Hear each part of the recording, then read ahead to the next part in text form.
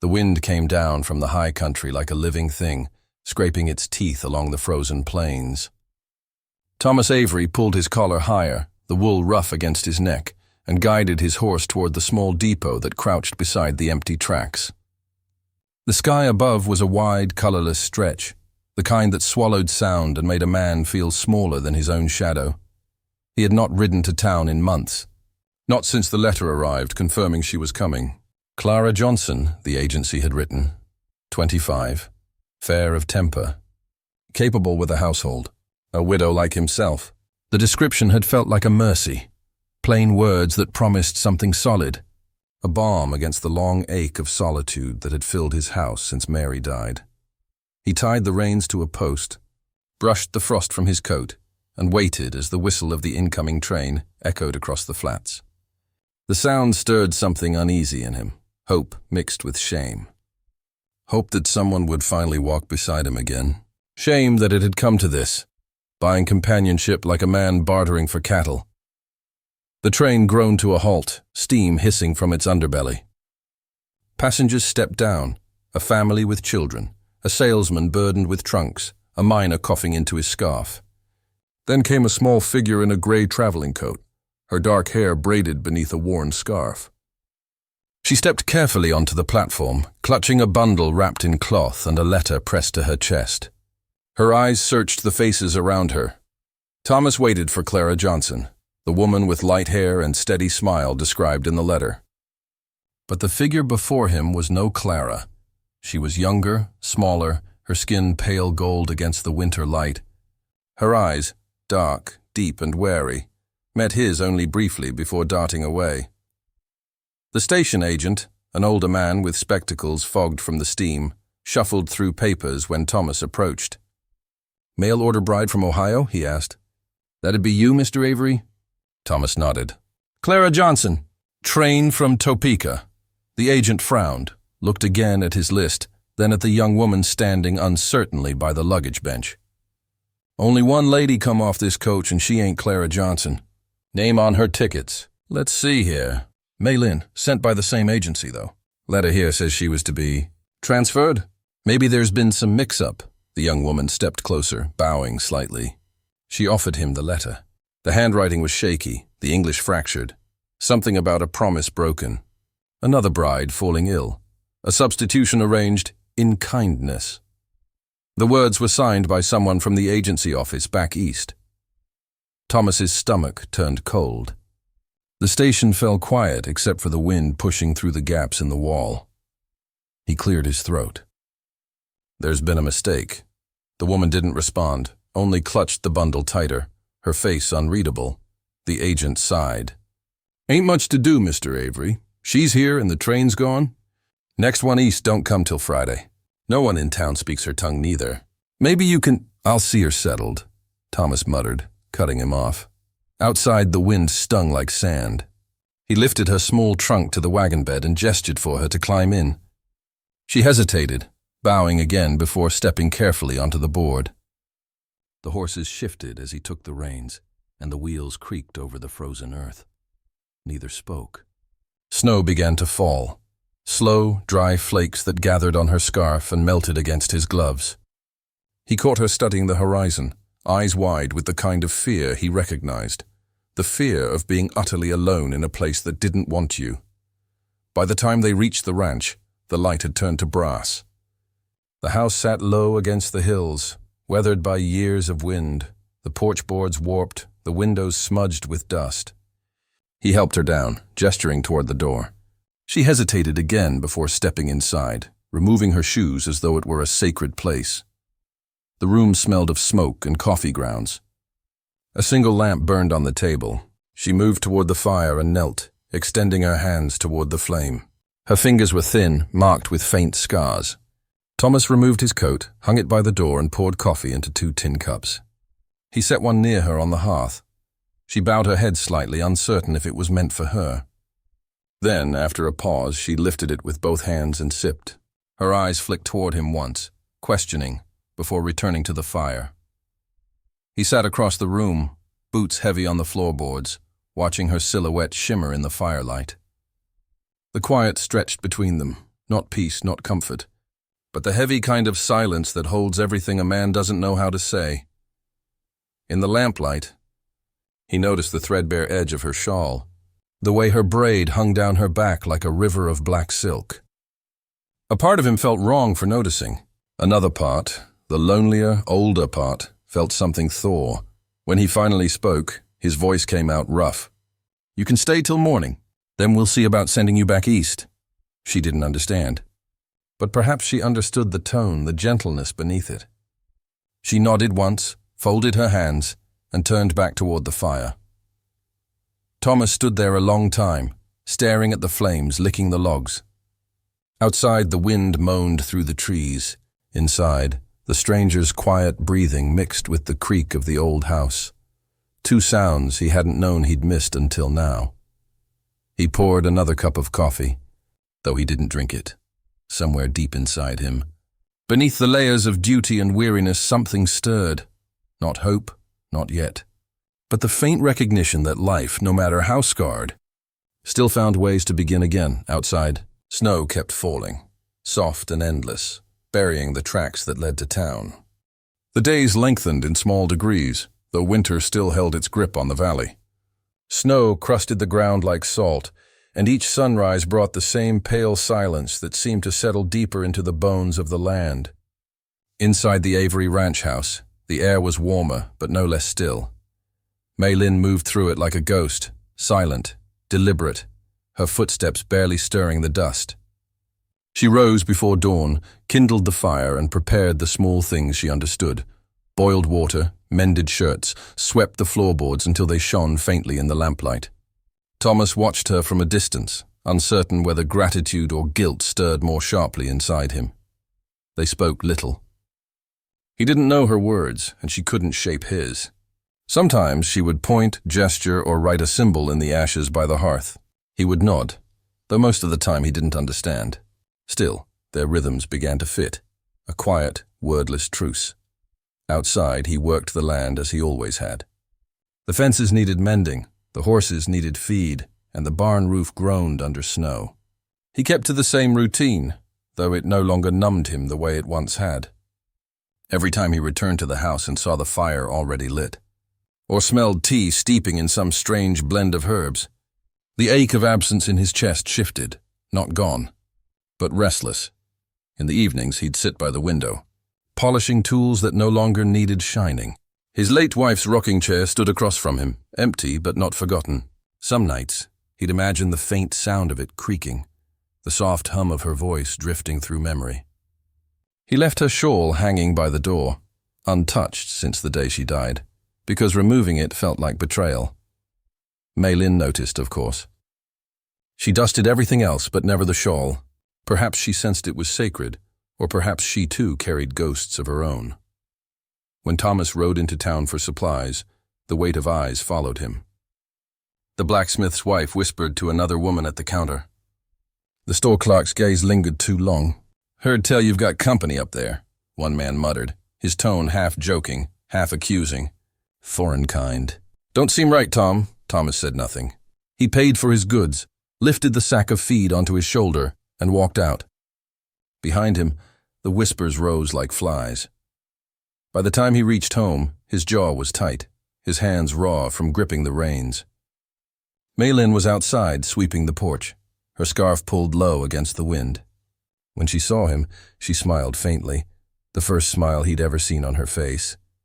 It was small and uncertain, but it carried something that cut clean through the noise of town gossip. He nodded, not trusting himself to speak, and went inside.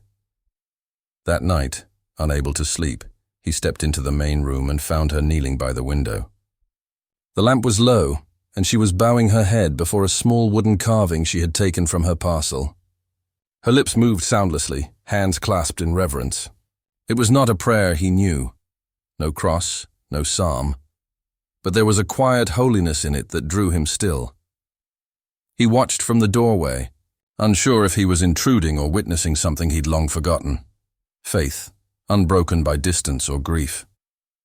When she looked up and saw him, she startled, then quickly bowed again, murmuring an apology he couldn't understand. He shook his head gently. "It's all right," he said, his voice softer than he meant. "You keep your prayers." She didn't know the words, but she seemed to sense their kindness. She smiled again, this time through tears. After she went to her room, Thomas sat by the dying fire. The shadows in the flames twisted like memories, Mary's laughter in summer, her hand on his chest, her cry the night the child came too early. He had held them both in that bed, wife and infant, until their skin went cold. He remembered the silence afterward, heavier than any storm. He had buried them beneath the cottonwood tree behind the barn. For years he'd worked the land like a man running from ghosts. The ad for a mail-order bride had not been written by the part of him that hoped.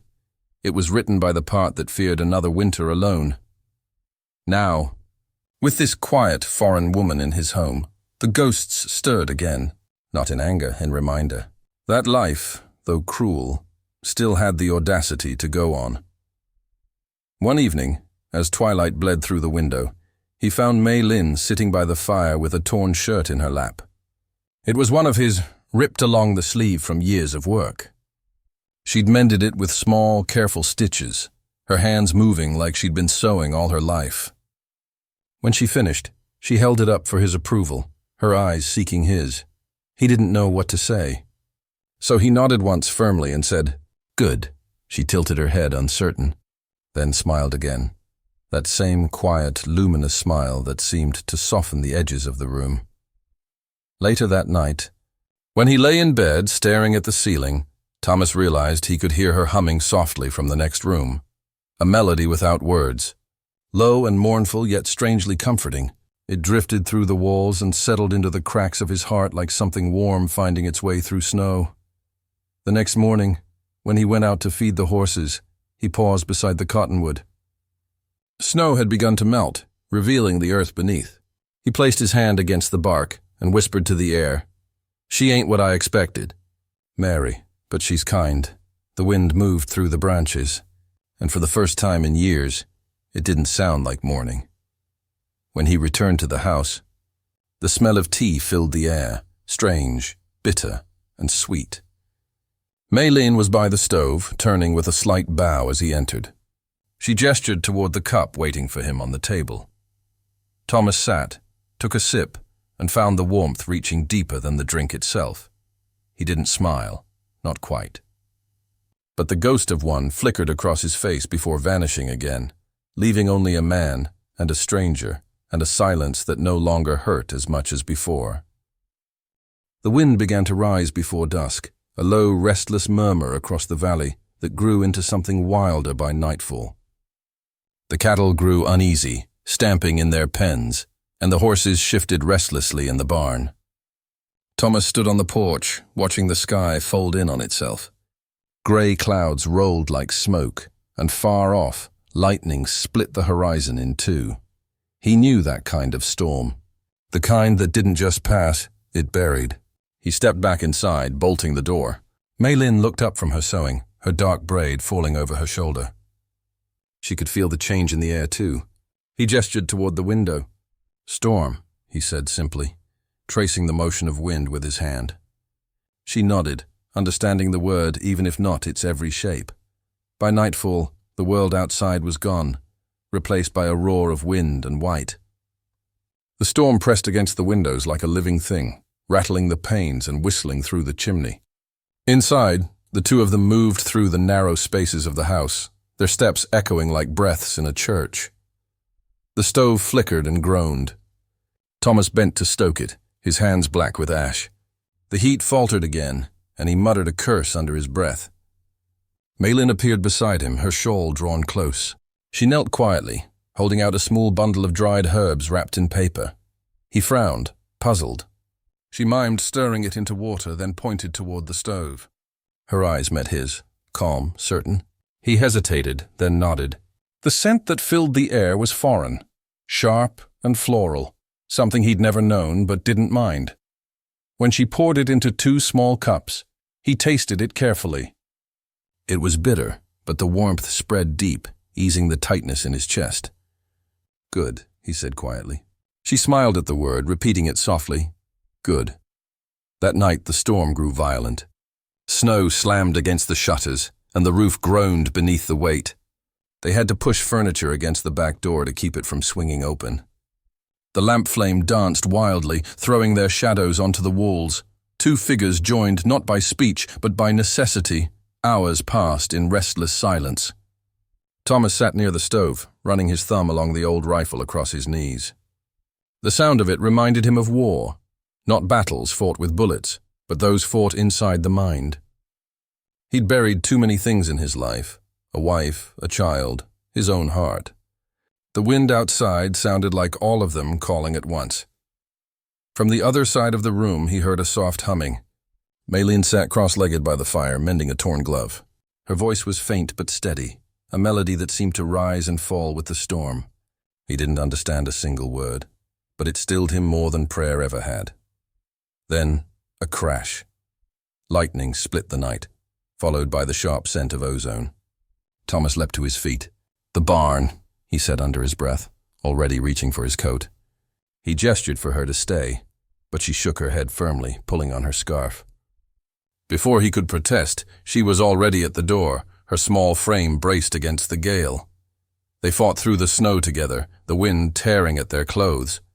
The lantern swung wildly in Thomas's hand, the flame nearly dying with each gust. By the time they reached the barn, the horses were panicked, kicking at their stalls, eyes white with fear. Smoke rose from the far fence post, charred by lightning. "Easy," Thomas shouted, though the storm swallowed his voice. He moved quickly, calming the animals, untying ropes, checking the roof beams. Mei Lin followed his gestures, her braids soaked and heavy, her face streaked with snow and soot. She gathered the frightened chickens into a crate, her hands shaking but sure. When the worst of it passed, Thomas leaned against the stall rail, breath ragged.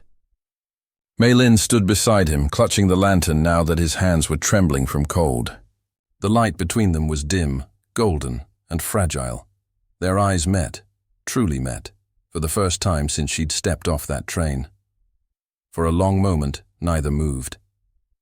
The world was reduced to the sound of rain on the roof, the heavy breathing of the horses, and the glow of the small flame swaying between them.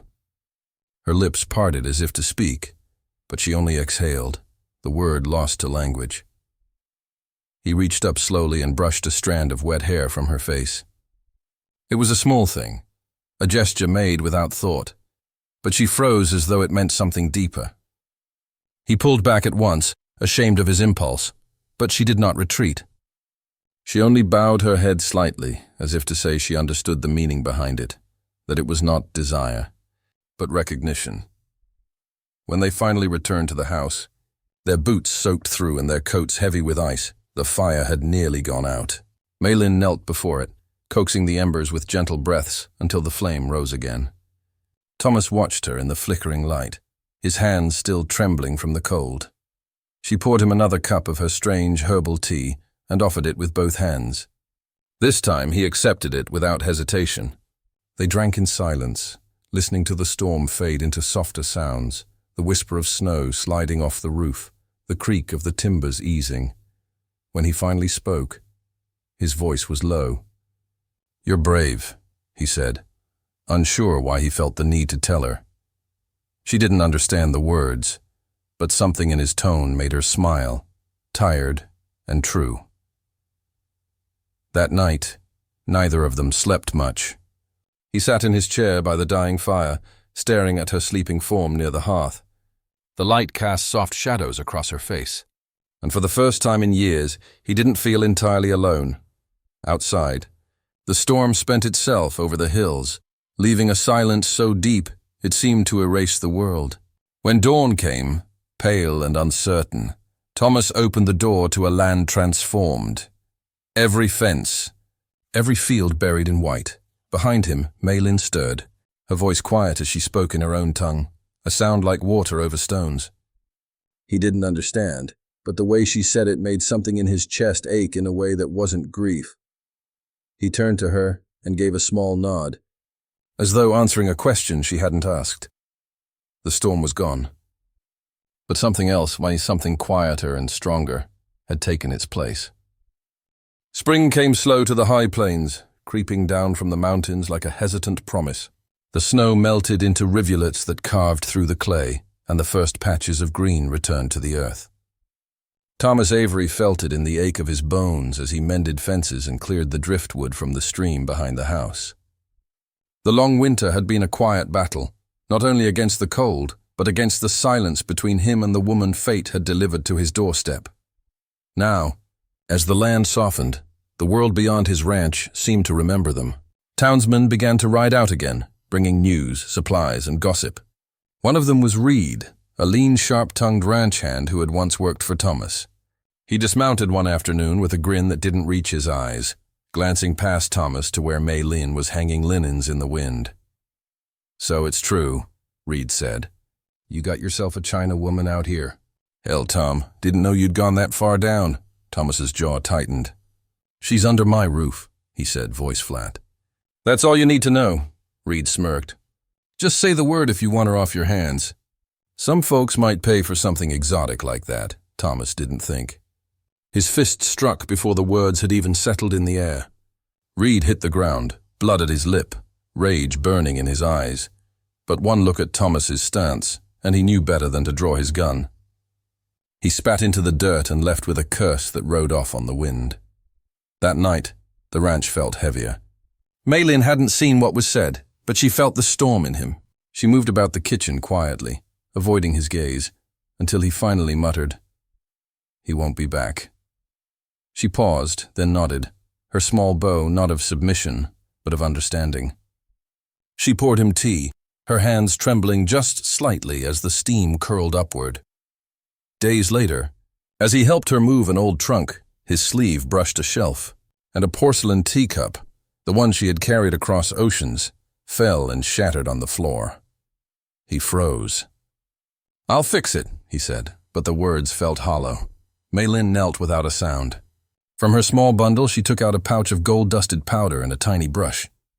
She mixed it with paste and, with slow care, mended each piece together, her hands delicate and sure. The cracks gleamed faintly with gold when she was done. Thomas watched in silence, his throat tight. "Why not throw it away?" he asked, though he knew she wouldn't understand all the words. She touched the mended cup, then her heart. "Beautiful," she said softly. Again. That night, rain pattered gently on the roof. Thomas dreamed of his late wife, her laughter, her shawl fluttering by the doorway. But in his dream, she turned to Mei Lin, and the two women's faces blurred into one, sorrow and grace intertwined. He woke before dawn, the air cool and still. When he walked into the kitchen, the fire was already lit.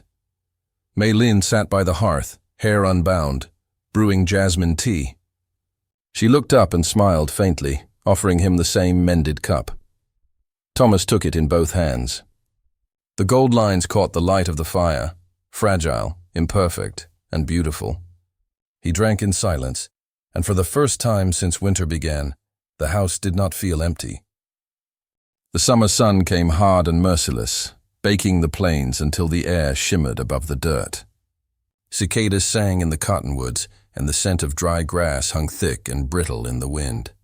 Thomas worked the fields with his hat pulled low, the sweat darkening his shirt, the ache in his shoulders steady as a heartbeat.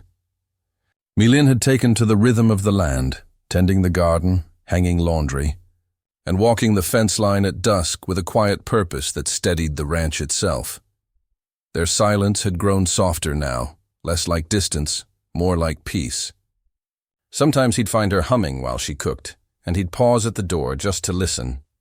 Other times she'd hand him water without a word, and in that small act, something unspoken passed between them, gratitude, perhaps, or the ghost of understanding, but peace.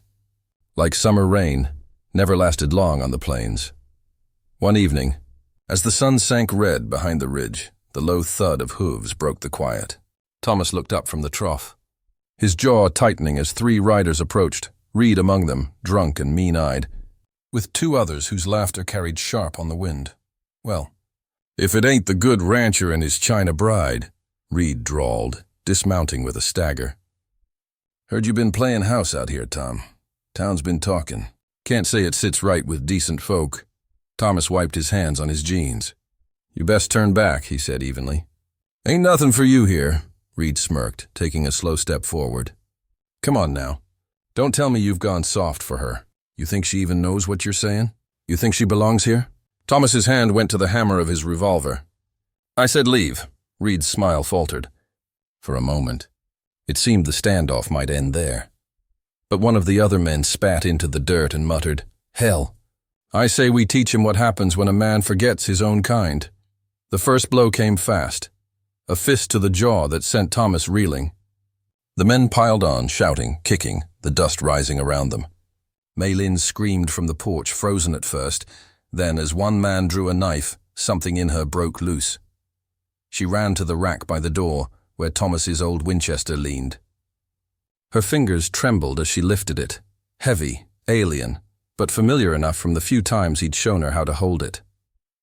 The world roared in her ears, her heart thundering as she stepped out into the yard. Stop! Her voice cracked the air like a whip.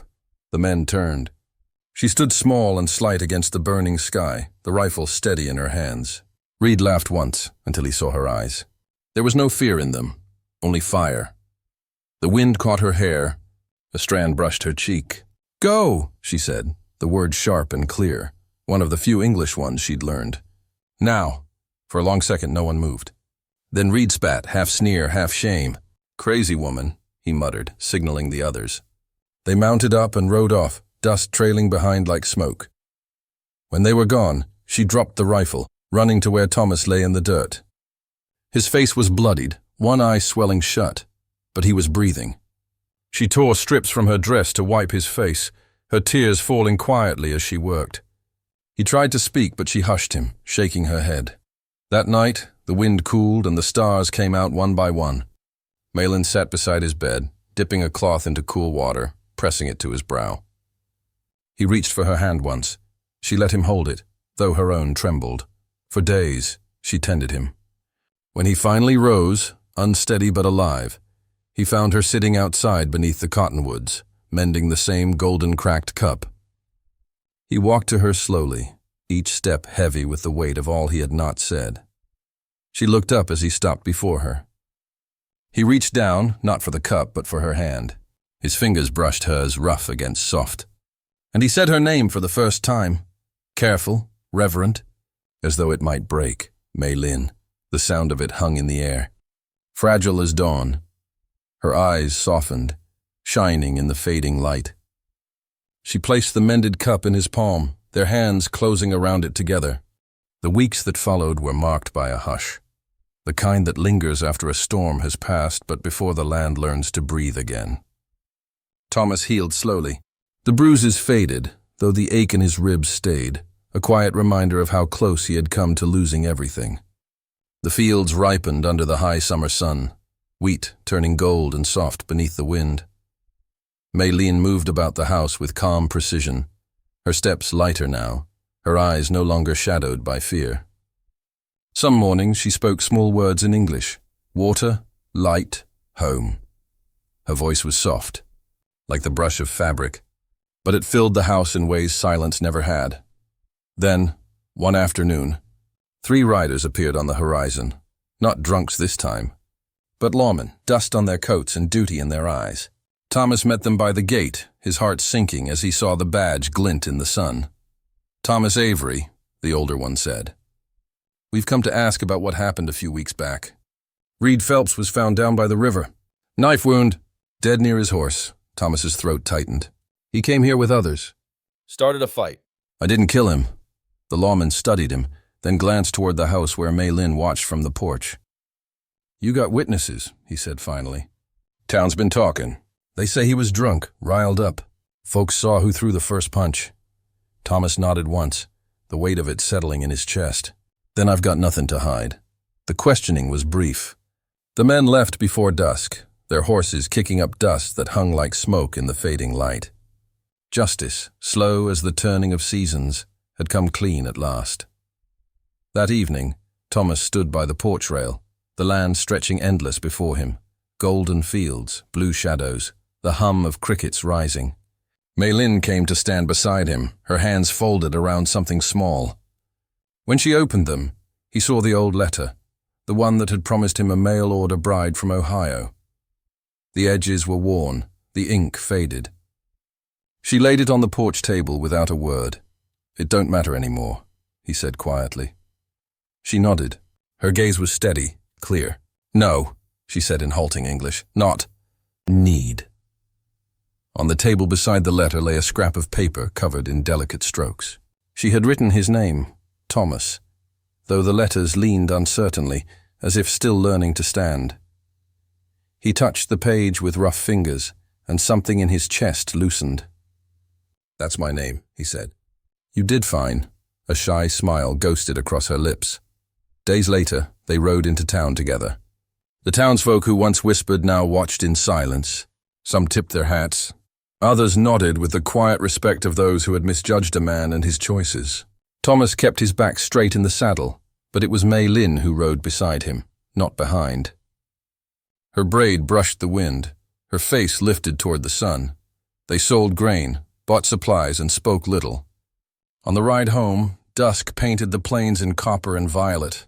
The wind carried the scent of hay and rain, and for the first time, Thomas felt something he hadn't known in years: peace. When they reached the house, he dismounted and helped her down. The porch lantern flickered as the sky darkened. Inside, the hearth glowed warm, steady. Mei Lin took the mended porcelain cup, the one bound with gold, and set it beside the lantern. The firelight shone through the cracks, each seam burning like a river of sunlight caught in clay. Thomas stood behind her, silent. After a long moment, he said, "You saved me." Mei Lin turned, meeting his gaze. "We save each other," she said carefully, each word chosen like a gift. Outside, the wind moved softly through the grass, carrying away the last remnants of winter's sorrow. The ranch no longer felt haunted. It felt alive. He reached for her hand, not as a claim, but as a promise. A quiet vow between two souls who had survived loneliness and found, within the dust and firelight, the simple grace of belonging.